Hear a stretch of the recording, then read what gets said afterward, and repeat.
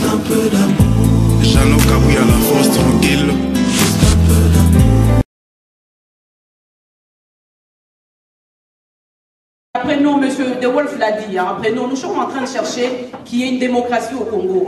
Si nous pouvions aussi la pratiquer ici, ça serait pas mal. Il n'y a pas de problème par rapport à ça, mais je dis, apprenons tout simplement à dialoguer, à trouver un terrain d'entente. On ne va rien apprendre de vous. Vous avez triché les élections avec Louis Michel. Vous avez bourré les urnes pour faire passer Kabila. Et vous voulez qu'on vienne apprendre quoi de vous? Quelle démocratie? Tobi Matodier. Vous faites pourquoi? Tobi Matodier. Les élections avec Louis Michel. Vous avez bourré les urnes pour faire passer Kabila. Et vous voulez qu'on vienne apprendre quoi de vous? Quelle démocratie? Tobi Matodier. Vous faites pourquoi? Tobi Matodier.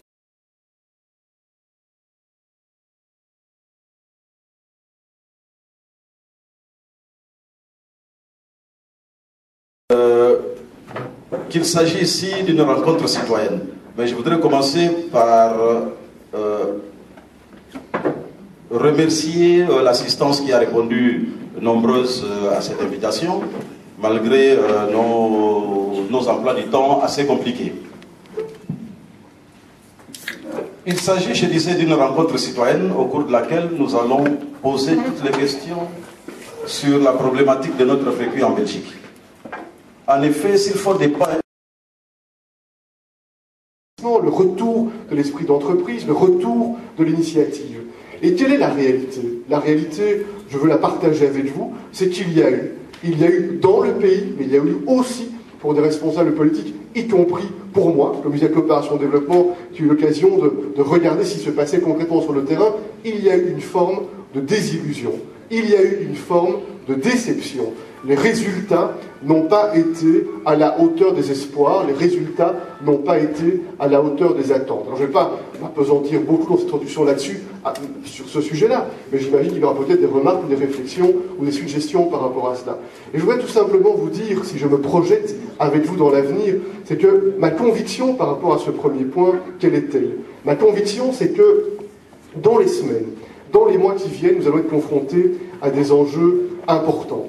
L'enjeu de l'élection, la prochaine élection qui doit intervenir, et vous l'avez évoqué, la modification du scrutin, si elle s'est déroulée dans un cadre formel, au travers de la procédure parlementaire telle qu'elle existe en RDC aujourd'hui, il est certain que cette procédure a tout de même été modifiée d'une manière qui est interpellante sur le plan de la vitalité du débat démocratique. Le passage d'un système de 2 tours à un système à 1 tour n'est pas quelque chose d'anodin, n'est pas quelque chose de banal. Et donc c'est évidemment un sujet qui est interpellant, et tout en respectant la souveraineté d'un État souverain, il y a là matière en tout cas à débattre, à discuter, à échanger.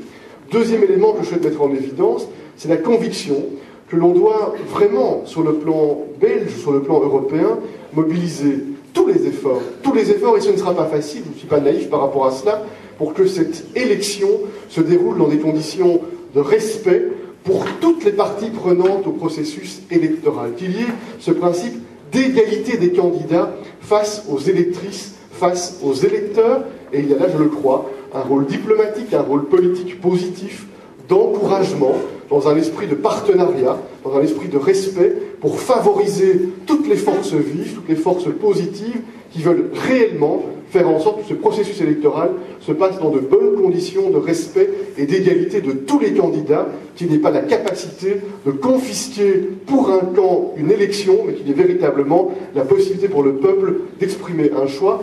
Et je partage, c'est d'ailleurs pas étonnant, la remarque qui a été faite lorsque l'on évoque l'idée qu'il est très regrettable que les Congolais de l'étranger ne puissent pas participer à ce processus électoral. Quelque chose, donc ma question, si je peux en poser une, ça serait, je ne comprends pas comment ça se fait que quand Karl de Gucht, qui est flamand, à un moment montrait du doigt et disait haut et fort ce que tout le monde pensait tout bas sur cette mauvaise gouvernance, presque quasiment tous les politiques francophones se mettait toujours à soutenir et à faire des éloges, à monter au créneau pour dire non, M. Kabila est beau, M. Kabila fait des bonnes choses pour le Congo. Surtout le MR. Et oui, surtout le MR, parce que ça, quand même, il faut dire la vérité, ça a été un de vos pions. Voilà. Et je veux dire, nous, la diaspora ici, on est conscient et on a dit que, et on vous dit, ça ne sera plus pareil. On commence à ouvrir les yeux et on ne laissera plus faire tout ce qui se passe au Congo, tout ce qui est en train de se tramer au Congo actuellement. Et pour terminer, je m'étonne qu'aujourd'hui, le génocide qui se passe au Congo passe sous silence. Je me demande, vous attendez quoi? Il y a eu un nombre d'à peu près 800 morts au Rwanda et on donne plus on donne plus de valeur au génocide commis au Rwanda pendant qu'il y a déjà plus de 6 millions, et là je diminue les chiffres parce que les chiffres sont plus grands, je mettrai 6 millions de Congolais qui sont morts et vous vous en foutez. Vous vous en foutez, vous n'en parlez pas, ça ne passe pas à la télé, et d'ailleurs, encore pire, je veux vous dire, il y a le plus grand contingent de la MONUC aujourd'hui, 20 000 hommes, à l'endroit où des massacres, des femmes sont violées tous les jours, plus de 1100, c'est pas moi qui le dis, il y a un rapport qui est sorti, plus de 1100 femmes sont tuées tous les jours, et personne n'en parle. J'ai jamais entendu les MR protester ou assister quand les Congolais vont dans les manifestations pour dénoncer ça. Un seul membre du MR venir dire on vous soutient. Et je trouve ça... Je vous remercie de dire que c'est scandaleux, mais je voulais juste vous dire que nous, on est conscients de tout ce qui se trame au Congo aujourd'hui. Ça veut dire que quand il y a le plus grand contingent de la MONUC, 20 000 hommes, qui sont là et qui ont pour mission soi-disant de protéger la population et que les 20 000 hommes n'arrivent pas à protéger la population et que plus de 1100, attendez, plus de 1100 femmes sont violées tous les jours. Alors moi je vous dis tout simplement, les 20 000 casques bleus qui sont là ne sont là que pour acheminer et les richesses du pays. Et moi je ne suis pas là pour faire la flatterie, je ne suis pas là je vais dire avec mon étiquette politique. Je viens tout simplement en tant que natif du Congo. C'est juste ça et je vous remercie.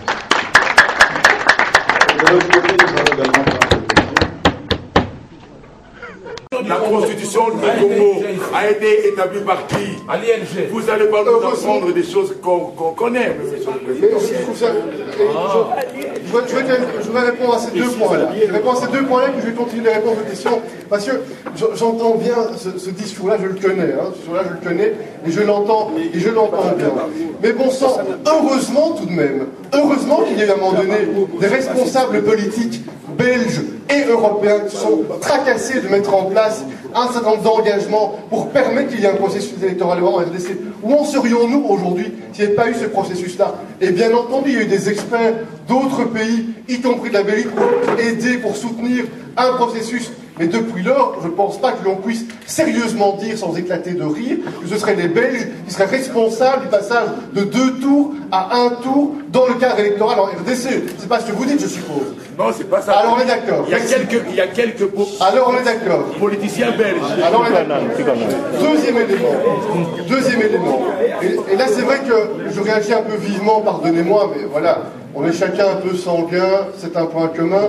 Je réagis un peu vivement, mais je ne peux pas accepter l'idée que l'on dit que le MR serait le seul parti qui ne s'inquiéterait pas des drames, des crimes, des viols. Ce n'est pas correct de dire ça. Pendant 3 ans, des personnes sont témoins dans cette salle, avec des associations on n'a pas dit le MR, de la diaspora et sur le terrain. On a débloqué des moyens très importants. On a encouragé de très nombreux autres pays européens à nous soutenir sur le terrain de la justice, sur le terrain du suivi psychologique, sur le terrain des moyens pour lutter contre l'impunité. Parce que la première manière de lutter contre ces crimes, c'est de lutter contre l'impunité. Que celles et ceux qui sont des auteurs soient sanctionnés, punis, poursuivis. Avec le projet Rejusco, par exemple, pour faire en sorte qu'il y ait une justice qui commence à fonctionner dans l'est de la RDC, on a mobilisé des moyens importants. Donc je ne peux pas une seconde accepter le propos qui a été tenu. Ce que vous avez dit n'est pas juste, n'est pas correct. Le MR a été très mobilisé et va rester très mobilisé sur ce terrain-là. Et enfin, troisième élément, la MONUC dans l'Est. Quel est le pays? Rose Mefalessi. Je suis MR.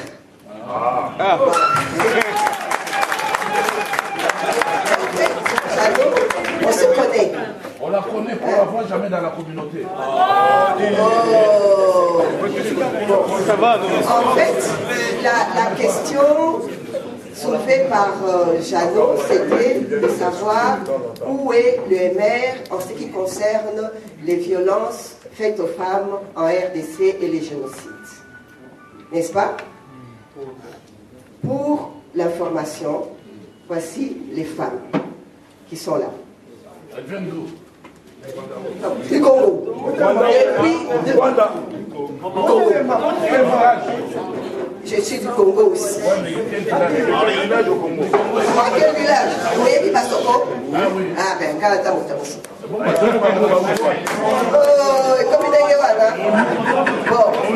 voilà.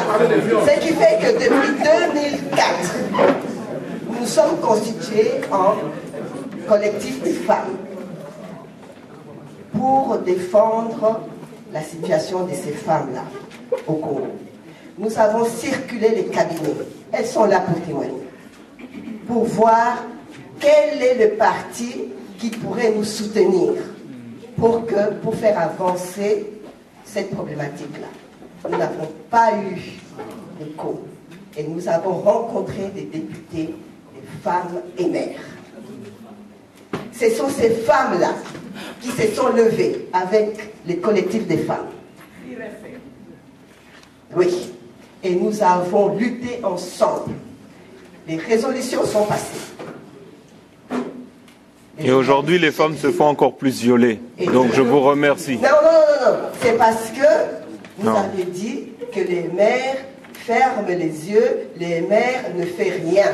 Nous avons fait des conférences de presse. Où ça? Et personne n'est venu. Même pas vous. Mais quand il y a les marches des femmes violées, nous on vous voit pas? Nous sommes là. Vous êtes là? Oui. Caché ou bien où? Oui, je suis là. C'est moi qui filme ça, je vous ai jamais vu, madame. On ne ment pas sur les femmes violées, madame. Où vous avez fait des conférences? Ment quoi? D'accord. Voilà. Ça, c'est des mensonges, madame. Non, ce ne sont pas des mensonges. Vous pouvez regarder dans le Parlement. Vous allez voir les noms au Parlement. On a fait des conférences. Je vais vous envoyer. Merci. Merci, madame.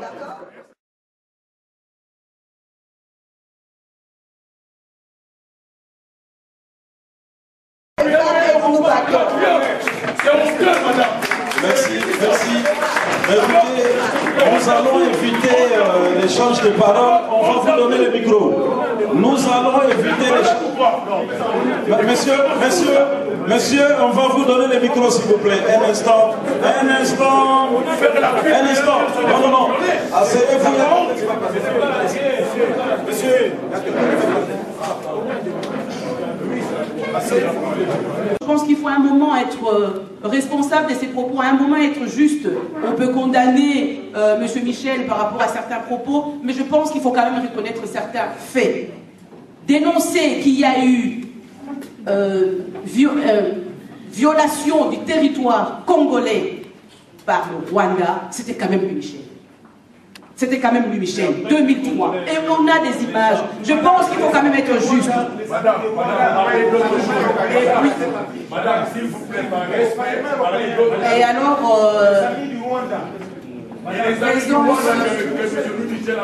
je pense que par rapport à ça, et après nous, M.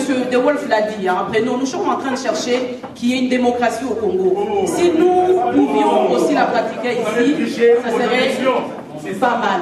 Il n'y a pas de problème par rapport à ça, mais je dis, apprenons tout simplement à dialoguer, à trouver un terrain d'entente. On ne va rien apprendre de vous. Vous avez triché les élections avec Louis Michel.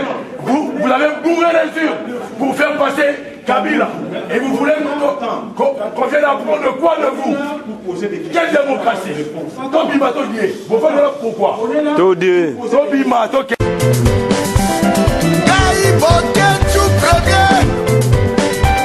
Les grands prophètes de la nation n'a pas si makila n'a pas le peuple congolais